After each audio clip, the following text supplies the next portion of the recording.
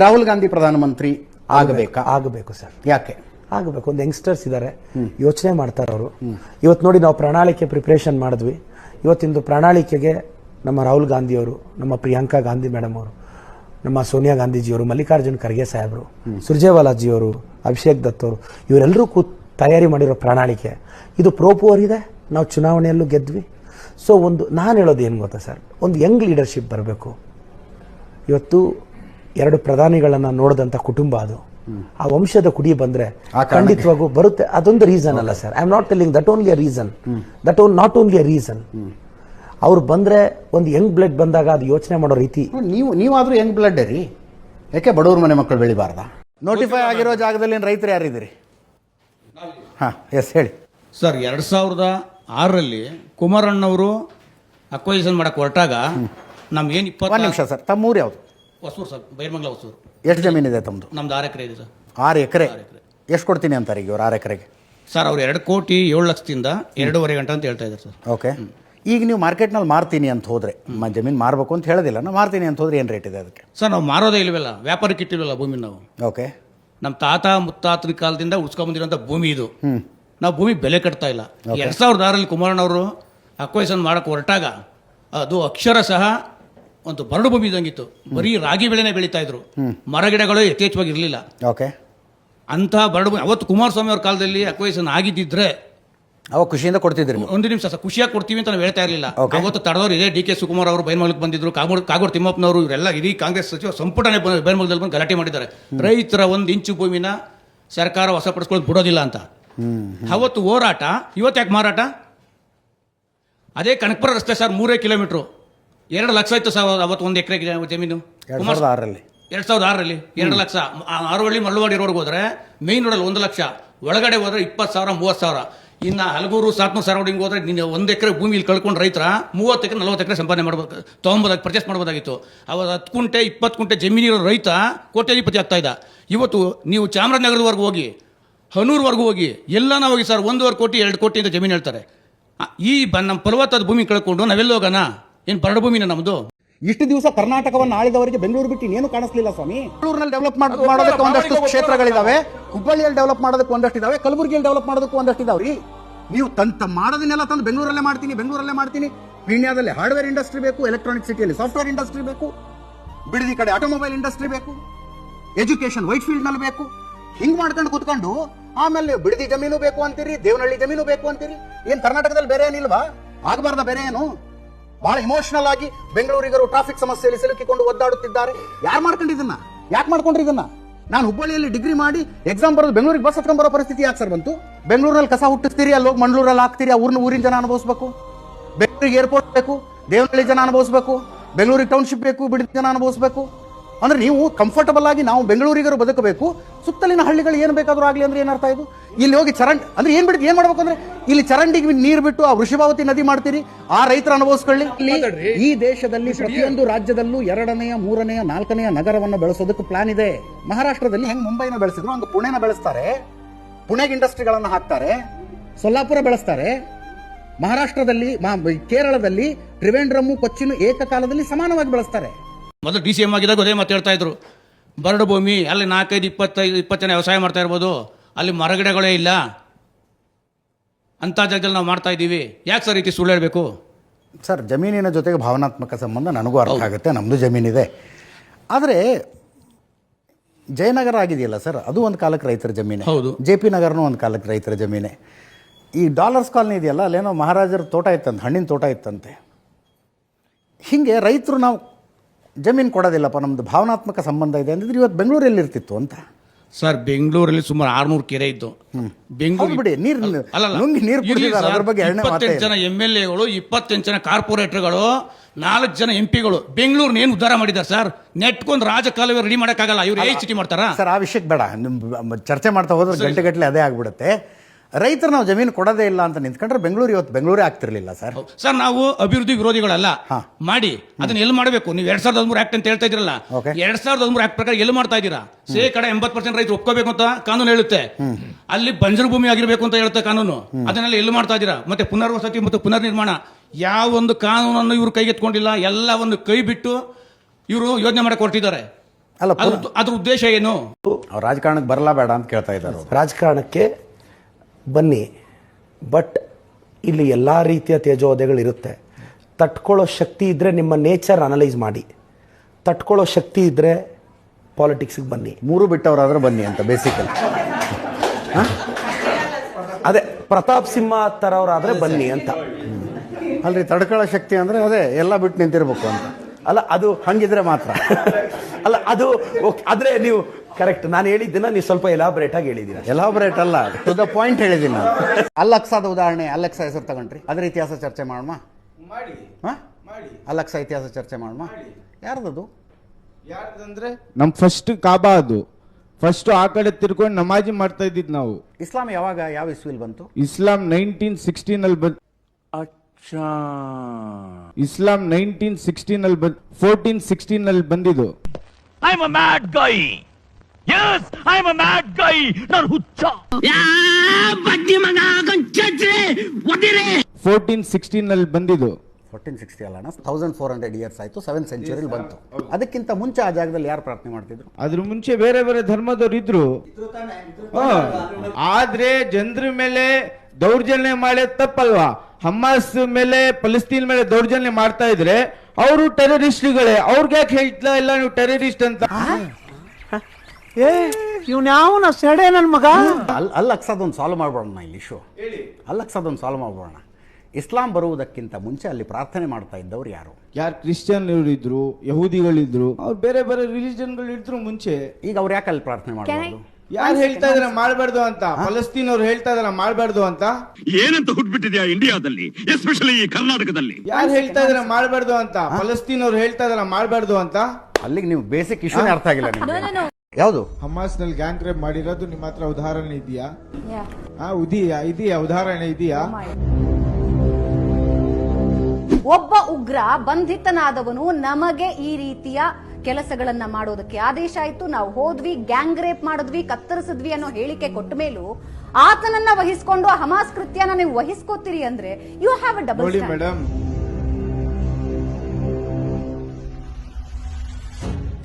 ನಮ್ಮ ಇಸ್ಲಾಮದಲ್ಲಿ ರೇಪ್ಗಳು ಮಾಡೋದು ತುಂಬಾ ದೊಡ್ಡ ತಪ್ಪು. ಚರ್ಚೆ ಇಸ್ಲಾಮಿನ ಬಗ್ಗೆನೇ ಆಗೋದಾದ್ರೆ ಇನ್ನೊಂದು ಡಿಬೇಟ್ ಮಾಡೋಣಂತೆ.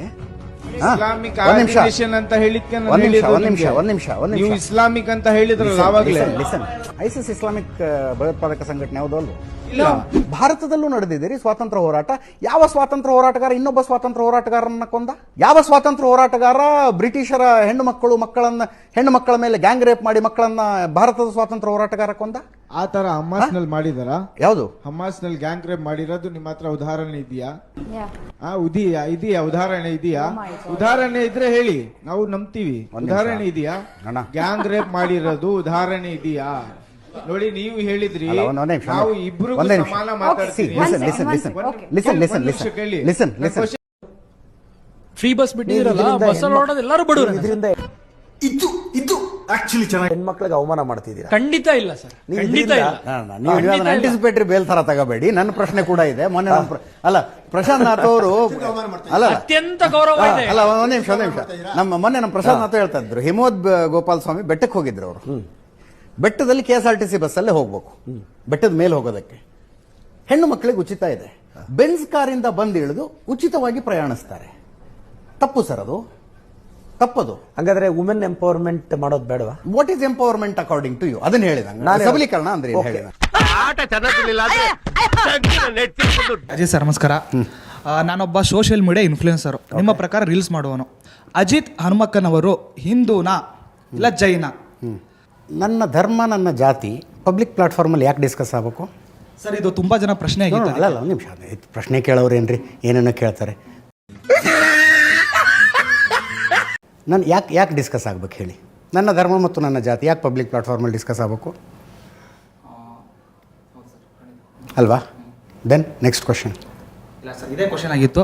ನನ್ನ ಧರ್ಮ ಮತ್ತು ನನ್ನ ಜಾತಿ ಮ್ಯಾಟರ್ ಆಗುತ್ತೆ ಅನ್ನೋದಾದ್ರೆ ಸಮೀರನ್ ಧರ್ಮ ಕೇಳಿದ್ರೆ ತಪ್ಪ? ಅಜಿತ್ ಅವ್ರ ಧರ್ಮ ಅವರು ಅಲ್ಲ ಸರ್, ಓಕೆ ನೀವು ಹೇಳಿದ್ರಿ ಅವರು ನ್ಯಾಯದ ಪರ ಹೋರಾಟ ಮಾಡ್ತಿದ್ರಲ್ಲ ಸರ್, ಇದರಲ್ಲಿ ಜಾತಿ ಯಾಕೆ ಬೇಕು ಅಂತ ನಮ್ಗೆ ಅನಿಸ್ತು. ಹೌದು, ಒಂದು ನಿಮಿಷ. ನೀವು ಯಾವುದನ್ನು ನ್ಯಾಯ ಅನ್ಕೊಂಡಿದ್ದೀರೋ, ಆ ಆ್ಯಂಗಲ್ನಲ್ಲಿ ಮಾತಾಡೋರು ಕರೆಕ್ಟು. ಅಲ್ವಾ ನೀವು ಯಾವುದನ್ನು ನ್ಯಾಯ ಅನ್ಕೊಂಡಿದ್ರು ಆ ಆ್ಯಂಗಲಲ್ಲಿ ಮಾತಾಡೋರು ಕರೆಕ್ಟು. ನಾವು ಕೂತ್ಕೊಂಡು ವರ್ಷಗಟ್ಟಲೆ ತಲೆ ಕೂದಲು ಉದುರಿಸ್ಕೊಂಡು ಸ್ಟಡಿ ಮಾಡಿ ಒಂದು ಅಧ್ಯಯನ ಅಂತ ಇಟ್ಕೊಂಡು ಸರ್ ಜನ ಎಲ್ಲ ಇದನ್ನ ನಂಬ್ತಾ ಇದಾರಲ್ಲ ಸರ್, ಜನ ಎಲ್ಲ ಇದನ್ನ ನಂಬ್ತಾರೆ.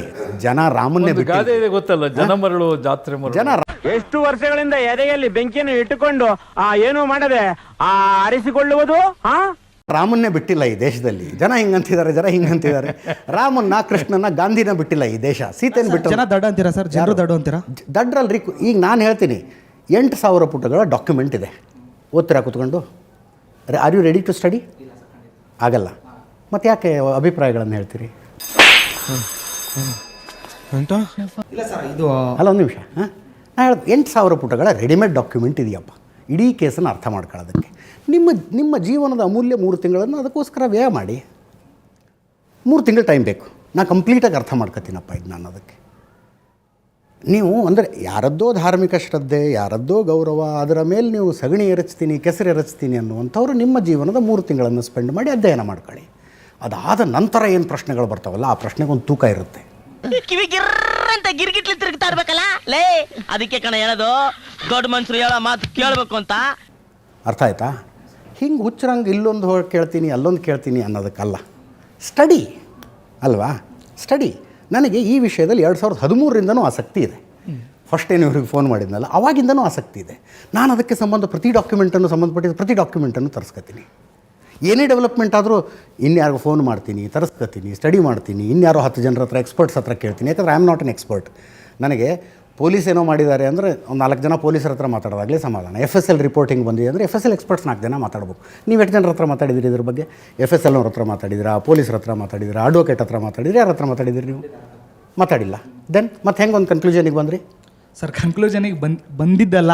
ಮತ್ತೆ ಸರ್ ಇದು ನಾವು ಅಲ್ಲ ಏನು ಕನ್ಕ್ಲೂಷನ್ ಅಲ್ಲ ಸರ್, ಈ ವಿಷಯದ ಬಗ್ಗೆ ನಮಗೆ ಅಷ್ಟು ಪರಿಪೂರ್ಣವಾಗಿ ಗೊತ್ತಿಲ್ಲ. ನಾವು ಇವಾಗಿಂದ ಬೆಳವಣಿಗೆ ನೋಡ್ಬಿಟ್ಟು ಮಾತಾಡ್ತಿದ್ದೀವಿ ಅಷ್ಟೇ. ಹೌದು ಸರ್, ಖಂಡಿತ. ಓಕೆ. ಸೆಲೆಕ್ಟಿವ್ ಮೌನ ಅನ್ನೋದು ಆರೋಪ ಹೌದಾ ಅಲ್ವಾ? ಅದನ್ನ ಎಲ್ಲದಕ್ಕೂ ಉತ್ತರ ಕೊಟ್ಕೊಂಡ್ರಕ್ಕಾಗಲ್ಲ. 24 ಗಂಟೆ ಫೋನ್ ಇರ್ಬೇಕು ನಾನು ಅವಾಗ. ಓಕೆ. ಸೊ ಪ್ರಧಾನಮಂತ್ರಿಗಳು ಎಲ್ಲದಕ್ಕೂ ಉತ್ತರ ಕೊಟ್ಕೊಂಡಿರಲಿ, ಬಟ್ ನೀವು ಎಲ್ಲದಕ್ಕೂ ಅಲ್ಲ, ಕೆಲವು ಉತ್ತರ ಕೊಡಬೇಕು ಅವರು. ಹಂಗೆ ಅವ್ರಿಗೆ ಅನ್ಸ್ತಾ ಇದೆ ಸರ್, ಕೆಲವುದಕ್ಕೆ ನೀವು ಉತ್ತರ ಕೊಡಬೇಕು ಅಂತ. ನಾನು ಅವ್ರಿಗೆ ಅನ್ಸ್ತಾ ಇದೆ ಕೆಲವುದಕ್ಕೆ ಉತ್ತರ ಕೊಡಬೇಕು ಅಂತ ಅನ್ಸ್ತಾ ಇದೆ. ನನಗೆ ಎಲ್ಲ ವಿಷಯದ ಬಗ್ಗೆಯೂ ಪ್ರತಿಕ್ರಿಯೆ ಕೊಡೋದಕ್ಕಾಗೋದಿಲ್ಲ. ಹಂಗೆ ಪ್ರತಿಕ್ರಿಯೆ ಕೊಡ್ತಾ ಕೂತ್ಕೊಂಡ್ರೆ 24 ತಾಸು ಅದರಲ್ಲೇ ಇರಬೇಕಾಗುತ್ತೆ. Definitely I agree. ಅದು ಎಲ್ಲರಿಗೂ ಅನ್ವಯವಾಗುವಂತ ಮಾತು, ಹೌದು, ಪ್ರತಿಯೊಬ್ಬರಿಗೂ ಅನ್ವಯವಾಗುವಂತ ಮಾತು. ಆದರೆ ಪ್ರತಿಕ್ರಿಯೆಗಳನ್ನ ಯಾವ ವಿಷಯ ಕೊಡ್ತೀರಿ, ಯಾವ ವಿಷಯ ಕೊಡೋದಿಲ್ಲ ಅಂತಂದಾಗ ಅದು ಸೆಲೆಕ್ಟಿವ್ ಅಮಿನೇಷಿಯಾ ರೀತಿಯಲ್ಲಿ ಕಾಣಿಸುತ್ತೆ. ನಾನು ಸುಮ್ಮನೆ ನಿಮ್ಮ ಟ್ವೀಟ್ಗಳನ್ನ ನೋಡ್ತಾ ಇದ್ದೆ. ಮಧ್ಯಪ್ರದೇಶದಲ್ಲಿ ಒಂದು ಬಹಳ ಅಮಾನವೀಯ ಅನ್ನೋ ಶಬ್ದ ಏನೇನೂ ಅಲ್ಲ, ಅದು ಕುಡಿದ ನಶೆಯಲ್ಲಿ ಒಬ್ಬನ ಮೇಲೆ ಇನ್ನೊಬ್ಬ ಮೂತ್ರ ಮಾಡದ. ಅದು ಅಮಾನವೀಯಕ್ಕಿಂತಲೂ ಅಮಾನವೀಯ ಶಬ್ದ ಏನೇನೂ ಅಲ್ಲ ಅದು. ಅದಕ್ಕೆ ಯಾರೋ ಕಾರ್ಟೂನ್ ಮಾಡ್ತಾರೆ, RSSನ ಚಡ್ಡಿ ಹಾಕೊಂಡವಂತು. ಆ ಕಾರ್ಟೂನನ್ನು ನೀವು ಟ್ವೀಟ್ ಮಾಡ್ತೀರಿ. ಸೊ ನಿಮಗೆ ಅಲ್ಲಿ ಆತನ ಮೂತ್ರ ಮಾಡಿದವನು ಮನುಷ್ಯನೇ ಅಲ್ಲ. ಇನ್ ಎನಿ ಕ್ರೈಟೀರಿಯಾ ಆತ ಮನುಷ್ಯ ಅಲ್ಲ. ಅಲ್ಲಿ ಸಂಘಟನೆನೂ ನೆನಪಾಗುತ್ತೆ, ಆ ಸಂಘಟನೆ ಪ್ರತಿನಿಧಿಸುವಂತಹ ಸಿದ್ಧಾಂತವೂ ನೆನಪಾಗುತ್ತೆ, ಎವ್ರಿಥಿಂಗ್ ನೆನಪಾಗುತ್ತೆ. ಅದು ಹುಚ್ಚ ಸಿದ್ಧಾಂತ ಅಲ್ಲ, ಆ ನಂಬಿಕೆ ಇರೋ. ಓಕೆ. DJ ಹಳ್ಳಿ KJ ಹಳ್ಳಿ ಪೊಲೀಸ್ ಸ್ಟೇಷನ್ ಹೊತ್ಕೊಂಡು ಉರಿತು ಸರ್. ಯಾವ ಸಿದ್ಧಾಂತ? ತಪ್ಪು. ಅರೆ ಏನ್ ಹೇಳಿದ್ರಿ ನೀವು ಅದ್ರ ಬಗ್ಗೆ ಅಂತ? ನೀವು ಅಭಿವ್ಯಕ್ತಿ ಸ್ವಾತಂತ್ರ್ಯ, ವಾಕ್ ಸ್ವಾತಂತ್ರ್ಯ ಅದು ಎಲ್ರಿಗೂ ಸಮಾನವಾಗಿರ್ಬೇಕು ಅನ್ನುವಂಥದ್ದು ನನ್ನ ಬಯಕೆ. ಹೌದು, ಕರೆಕ್ಟ್. ನೂಪುರ್ ಶರ್ಮಾ ಕಥೆ ಏನಾಯ್ತು ಸರ್ ಈ ದೇಶದಲ್ಲಿ? ನೂಪುರ್ ಶರ್ಮಾಳನ್ನ ಬೆಂಬಲಿಸಿ ಫೇಸ್ಬುಕ್ನಲ್ಲಿ ಒಂದು ಫೋಟೋ ಹಾಕಿದ್ದಕ್ಕೆ ಒಬ್ಬ ಟೇಲರ್ ನನ್ನ ಬರ್ಬರವಾಗಿ ಕೊಂದು ಹಾಕಿ. ಇಂಥ ಟೈಮ್ನಲ್ಲಿ ನೀವು ಸುಮ್ಮನೆ ಇರ್ತಿರಲ್ಲ. ನಾನು ಆ ಟೈಮ್ನಲ್ಲಿ ಸ್ವಲ್ಪ ಹೇಳ್ತೀನಿ ಕೇಳಿ. ದೇಶವನ್ನ ಬೆಂಬಲಿಸುವುದು ಅಂದ್ರೆ ಸರ್ಕಾರವನ್ನು ಬೆಂಬಲಿಸುವುದು ಅಲ್ಲ. ಅದರ ಬಗ್ಗೆ ನನಗೆ ಬಹಳ ಸ್ಪಷ್ಟತೆ ಇದೆ. ಸರ್ಕಾರನ ವಿರೋಧಿಸಿದ್ರೆ ದೇಶ ವಿರೋಧಿಸಿದಂಗೂ ಅಲ್ಲ. ಸರ್ಕಾರ ಮುನ್ನೆಚ್ಚರಿಕೆ ವಹಿಸಿದ್ದರೆ ಈ ಪ್ರತಿಭಟನೆ ಈ ಹಂತಕ್ಕೆ ಹೋಗುವುದನ್ನು ತಡೆಯಬಹುದಾಗಿತ್ತ? ಡೆಫಿನೆಟ್ಲಿ ತಡೆಯಬಹುದಾಗಿ. ಡೆಫಿನೆಟ್. ಜನ ಒಂದು ಹೇಳಿಕೆಯನ್ನು ಬಯಸ್ತಾರೆ, ಒಂದು ಸ್ಟೇಟ್ಮೆಂಟ್ ಅನ್ನು ಬಯಸ್ತಾರೆ. ಕೇರಳದಿಂದ ರಾಜಸ್ಥಾನದ ತನಕ 5 ಲಕ್ಷ 10 ಲಕ್ಷ ರೂಪಾಯಿಗಳಿಗೆ ಕ್ವಶನ್ ಪೇಪರ್ಗಳು ಹರಿದಾಡುವುದು, ಅದು ದುರಂತ. ಅದಕ್ಕಿಂತಲೂ ದೊಡ್ಡ ದುರಂತ ಕ್ವಶನ್ ಪೇಪರ್ ಲೀಕ್ ಮಾಡಿದವರು, ಪಾಠ ಮಾಡ್ತಾ ಇದ್ದ ಶಿಕ್ಷಕರುಗಳು, ಟೀಚರ್ಸ್ ಮಾಡಿದ್ರು, ಕೋಚಿಂಗ್ ಸೆಂಟರ್ ನ ಮಾಫಿಯಾಗಳು ಮಾಡಿದ್ವು. ಅದನ್ನ ಸರ್ಕಾರಕ್ಕೆ ಗೊತ್ತಾಯ್ತು, ಎಕ್ಸಾಮ್ ಕ್ಯಾನ್ಸಲ್ ಮಾಡಿದ್ರು, ರೀ ಎಕ್ಸಾಮ್ ಮಾಡ್ತೀವಿ ಅಂತ ಹೇಳಿದ್ರು. 2ನೇ ಹಂತದಲ್ಲಿ ಎಕ್ಸಾಮ್ ಮುಗಿತು. 11 ಲಕ್ಷ ಮಕ್ಕಳೇನೋ ಕ್ವಾಲಿಫೈ ಆದ್ರಂತೆ. ಇದೆರಡರ ಮಧ್ಯದಲ್ಲಿ ನಡೆದದ್ದು 20 ಮಕ್ಕಳ ಆತ್ಮಹತ್ಯೆ. 20 ಮಕ್ಕಳು ರೀ. ಈಗಾಗಲೇ ಬರೆದಿರುವ ಪರೀಕ್ಷೆಗಳು ಕ್ಯಾನ್ಸಲ್ ಆಗಿದ್ದಾವೆ, ಇನ್ನೊಂದು ಸಲ ಪರೀಕ್ಷೆ ಬರೆಯಬೇಕು ಅನ್ನುವ ಆಘಾತಕ್ಕೆ ಆತ್ಮಹತ್ಯೆ ಮಾಡ್ಕೊಂಡ್ಬಿಟ್ಟು 20 ಮಕ್ಕಳು. ಇಷ್ಟೆಲ್ಲ ಆಗ್ತಾ ಇರುವಾಗ ಪ್ರಧಾನಮಂತ್ರಿಗಳಾದವರು 4 ಮಾತಾಡ್ಲಿ ಅಂತ ನಿರೀಕ್ಷೆ ಮಾಡೋದು ತಪ್ಪಲ್ಲ. ಚೆನ್ನಾಗಿ ಏನಾದ್ರು ಕೆಲಸ ಇದ್ರೆ ಕ್ರೆಡಿಟ್ ತಗೊಳಕ್ ಬರುತ್ತೆ. ನೋಡಿ ಹೆಂಗ್ ಮಾಡಿದ್ವಿ ಅಂತ. ಅದೇ ಕೆಲಸದಲ್ಲಿ ಎಡವಟ್ಟಾದಾಗ ರೆಸ್ಪಾನ್ಸಿಬಿಲಿಟಿ ತಗೊಳ್ಳಲ್ಲ ಅಂತ ಮನ್ ಕಿ ಬಾತ್ ಅಂತ ಮಾತಾಡ್ತಾರೆ, ಪರೀಕ್ಷಾ ಪೇ ಚರ್ಚಾ ಅಂತ ಮಾತಾಡ್ತಾರೆ. ನೀಟ್ ಕ್ವಶನ್ ಪೇಪರ್ ನ ವಿಷಯದಲ್ಲಿ ಹಿಂಗಾಯ್ತು, ನಮ್ಮ ನಿರ್ಲಕ್ಷ್ಯದಿಂದ ಆಗಿಬಿಡ್ತು ಅಂತ ಒಪ್ಪಿಕೊಳ್ಳದೆ ಹೋದ್ರು ಯಾರು ದುಷ್ಟರು ದುರುಳರು ಹಣ ಬಾಕರಿಂಗ್ ಮಾಡಿಬಿಟ್ಟಿದ್ದಾರೆ. ಒಬ್ಬರನ್ನು ಬಿಟ್ಟಿಲ್ಲ, ಎಲ್ಲರನ್ನು ಜೈಲಿಗೆ ಹಾಕಿದೀವಿ. ನಿಮ್ಗೆ ಕಷ್ಟ ಆಗಿದೆ ಗೊತ್ತು, ಇನ್ನೊಂದ್ಸಲ ಪರೀಕ್ಷೆ ಮಾಡ್ತಾ ಇದೀವಿ, ನೆಕ್ಸ್ಟ್ ಟೈಮ್ ಹಿಂಗಾಗದೆ ಇರೋ ನೋಡ್ಕೋತೀವಿ, ಬೇಜಾರು ಮಾಡ್ಕೋಬೇಡಿ ಮಕ್ಕಳ ಅನ್ನುವ ಒಂದು ಮಾತು ಬಂದಿದ್ರೆ ಈ ಪ್ರತಿಭಟನೆ ಇಲ್ಲಿಗೆ ಬರ್ತಿರಲಿಲ್ಲ. ಈ ಹಿಂದೆ ನಮಗ್ಯಾರಿಗೂ ನೆನಪಿಲ್ಲ ಒಬ್ಬ ಪ್ರಧಾನಮಂತ್ರಿ ಇಷ್ಟು ಜನಪ್ರಿಯತೆಯನ್ನ ಅನುಭವಿಸಿರುವುದು. ಅಷ್ಟೊಂದು ಜನಪ್ರಿಯತೆಯನ್ನ ಹೊಂದಿರುವ ಪ್ರಧಾನಮಂತ್ರಿಗಳು 4-5 ನಿಮಿಷದ ಮಾತಾಡಿ ಒಂದು ಮನವಿ ಮಾಡಿಕೊಂಡಿದ್ರೆ ಮಕ್ಕಳಿಗೆ ಈ ಪ್ರತಿಭಟನೆಗೆ ಹಿಂಗೆ ಬೆಂಬಲ ಸಿಗ್ತಾ ಇರಲಿಲ್ಲ. ಈ ದೇಶಕ್ಕೆ ನಿಮ್ಮಿಂದ ಒಂದು ಸಣ್ಣ ಸಹಾಯ, ಸ್ಮಾಲ್ ಹೆಲ್ಪ್, ನೋ ಚಾನ್ಸ್ ಅಷ್ಟೇ.